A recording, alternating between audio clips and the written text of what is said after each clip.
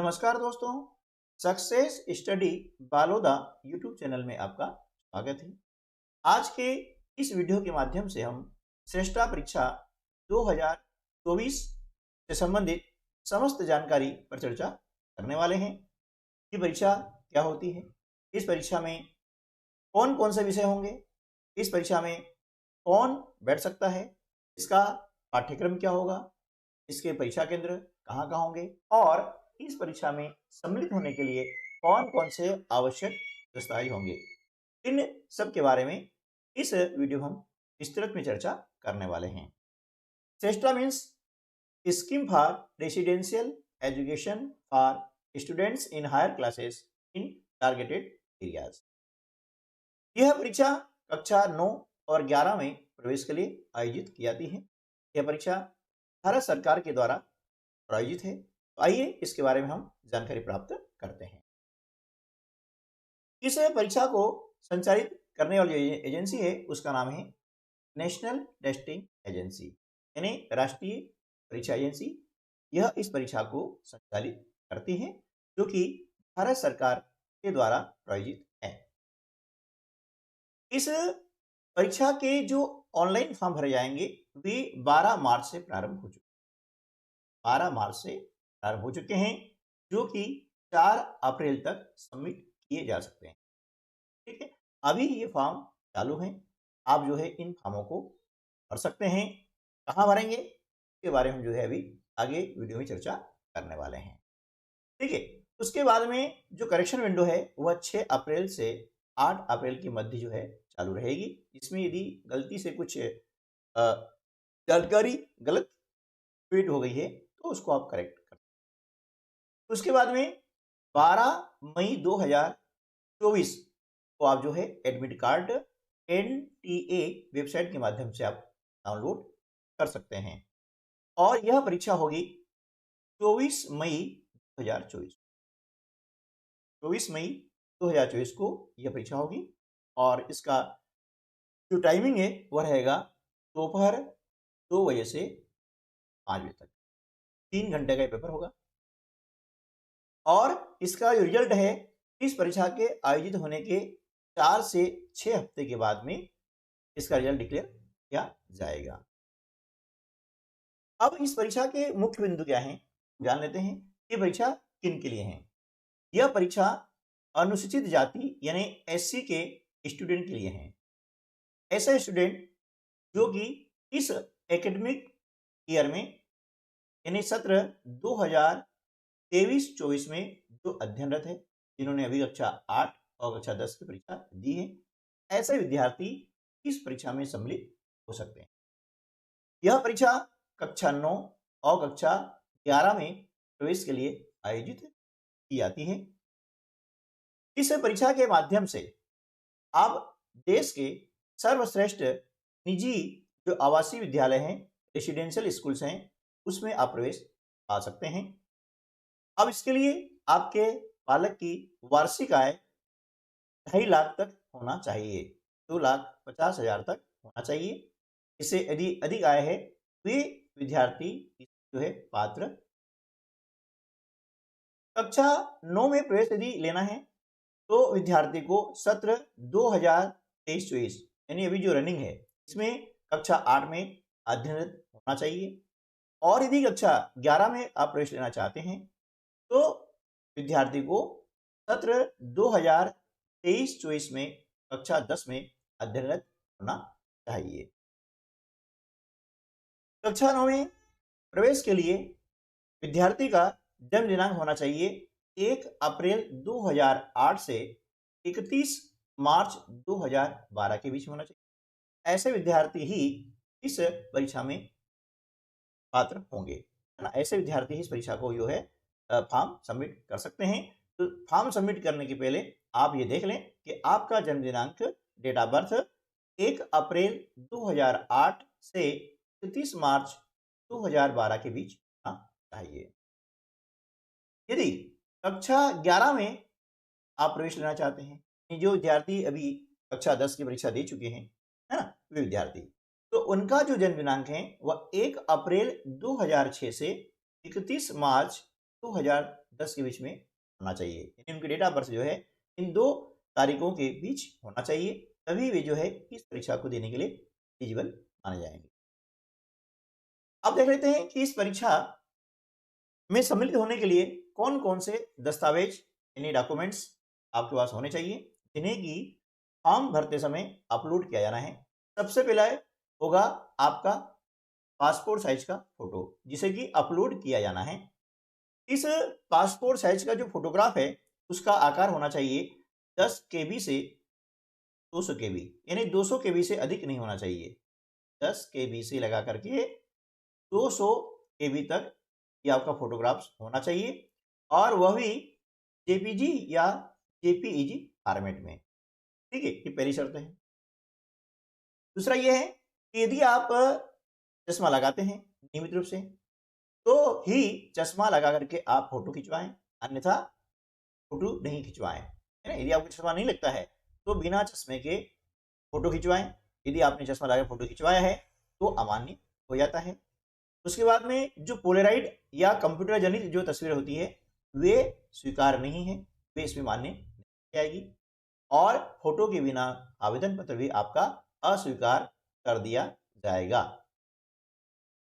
दूसरा महत्वपूर्ण दस्तावेज होता है वो होता है उम्मीदवार के हस्ताक्षर, जिसे भी अपलोड किया जाना है।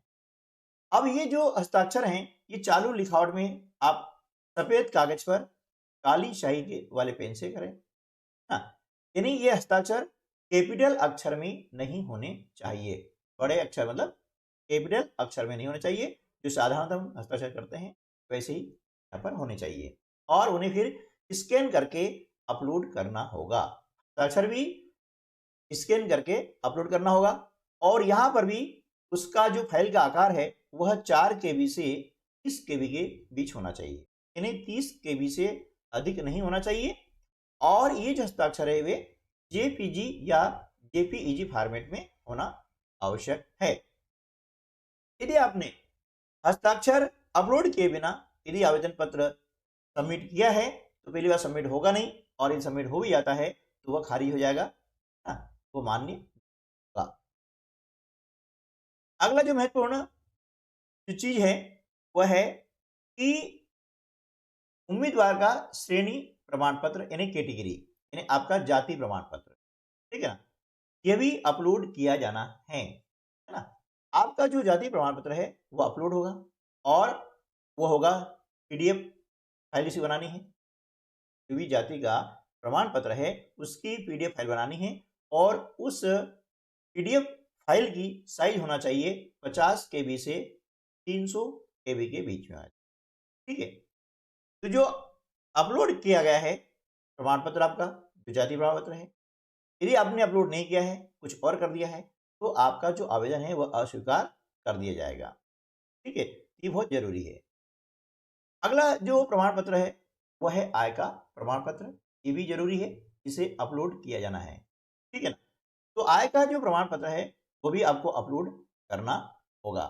लेकिन यदि अभी फिलहाल में आपके पास में आय का प्रमाण पत्र नहीं है, है ना, तो उसे आप जो है जब आपका सिलेक्शन हो जाता है उस समय दस्तावेज सत्यापन के समय आपको वो दिखाना होगा।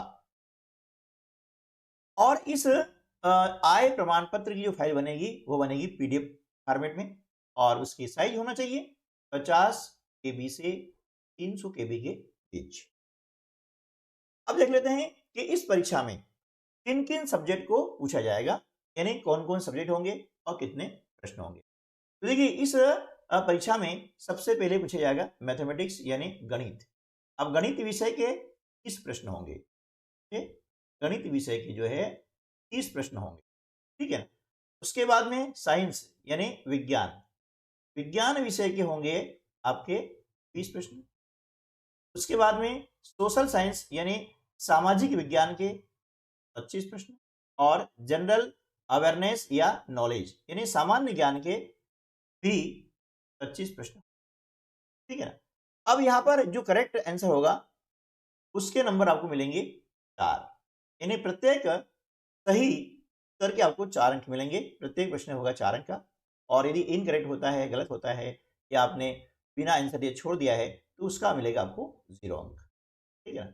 अब इसके बाद में आती है कि ये जो गणित है, विज्ञान और सामाजिक विज्ञान है ना, इसका कोर्स क्या होगा, पाठ्यक्रम क्या होगा। तो देखिए इसका जो पाठ्यक्रम होगा, जो एनसीईआरटी की बुक्स है, एनसीईआरटी की जो बुक्स है कक्षा 8 और कक्षा 10 के लिए जो प्रचलित हैं, है ना, उनमें से ही ये प्रश्न पूछे जाएंगे। है ना? जो कक्षा 9 में प्रवेश लेना चाहता है उसके लिए कक्षा 8 की बुक्स है, और जो कक्षा 11 में प्रवेश लेना चाहता है उनके लिए कक्षा 10 की जो बुक्स हैं एनसीईआरटी की, उनके जो पाठ्यक्रम है उनमें से ही ये प्रश्न जाएंगे। ठीक है ना। जो 9th की जो प्रवेश की परीक्षा देना चाहता है उसको कक्षा 8 की जो बुक्स है उसका अध्ययन करना होगा और उसमें से प्रश्न पूछे जाएंगे। ठीक है ना। और उसके बाद में फिर जो प्रश्न पत्र आएंगे उसका मीडियम क्या होगा। तो देखिए जो प्रश्न पत्र आएंगे वे हिंदी और इंग्लिश दोनों में आएंगे, दोनों भाषा में आएंगे, है ना। जिस भी मीडियम के आप हैं, यदि हिंदी मीडियम के हैं तो हिंदी में दे सकते हैं, और यदि अंग्रेजी माध्यम के आप हैं तो इंग्लिश में पेपर आएगा, उसको इंग्लिश में आप हल कर सकते हैं। सिलेबस की बात कर लेते हैं। जैसे आपको मैं बताया था कि सिलेबस जो है एनसीईआरटी का जो सिलेबस कक्षा 8 के लिए है ना, जो भी आप पढ़ रहे हैं उसके लिए होगा। और यदि कक्षा 11 में आप एडमिशन लेना चाहते हैं तो एनसीईआरटी सिलेबस आप क्लास 10th यानी क्लास 10th के लिए जो एनसीईआरटी सिलेबस है उसमें से ये प्रश्न पूछे जाएंगे। अब इसके लिए हम देख रहे हैं कि जो एग्जामिनेशन सिटीज है यानी जो परीक्षा केंद्र होंगे वे कहाँ कहाँ होंगे। तो देखिए मध्य प्रदेश से हम बात करते हैं तो मध्य प्रदेश में केंद्र होगा इंदौर, भोपाल, ग्वालियर, जबलपुर, रतलाम, रीवा और मंदसौर। और यदि हम बात करते हैं छत्तीसगढ़ की तो छत्तीसगढ़ में ये केंद्र होगा रायपुर, अंबिकापुर, जगदलपुर, बिलासपुर, कोरबा और राजनांदगांव। ठीक है ना। इसके बाद में बिहार में पटना, गया, भागलपुर, मुजफ्फरपुर, दरभंगा, पूर्णिया और आरा। इसके बाद में छत्तीसगढ़ में हम देखा कि रायपुर है, अंबिकापुर है, जगदलपुर है, बिलासपुर, कोरबा और राजनांदगांव। और इसके अलावा अन्य जो भी राज्य हैं जैसे राजस्थान है, राजस्थान अंतर्गत देखें जयपुर, जोधपुर, बीकानेर, उदयपुर और कोटा में इसके परीक्षा केंद्र होंगे। यदि बात करें हम उत्तर प्रदेश की तो उत्तर प्रदेश में लखनऊ, कानपुर, आगरा, मेरठ, वाराणसी, अयोध्या, बरेली, प्रयागराज, गोरखपुर, नोएडा, हरदोई, झांसी में इसके परीक्षा केंद्र होंगे। अब बात करेंगे कि आवेदन कहाँ करें, है ना।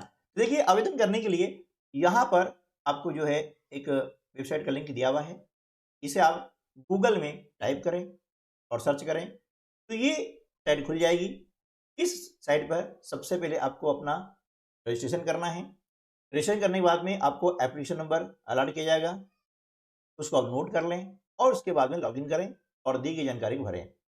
यदि आप चाहते हैं कि आवेदन फॉर्म कैसे भरें उसका वीडियो में बना के आपके लिए उपलब्ध कराऊँ तो आप कमेंट्स बॉक्स में जरूर लीजिएगा ताकि अब आपको बता सकें कि ये फॉर्म कैसे भरे जाएंगे। ठीक है। तो आज की वीडियो में बस इतना ही, मिलते हैं अगली वीडियो में। तब तक के लिए नमस्कार, जय हिंद।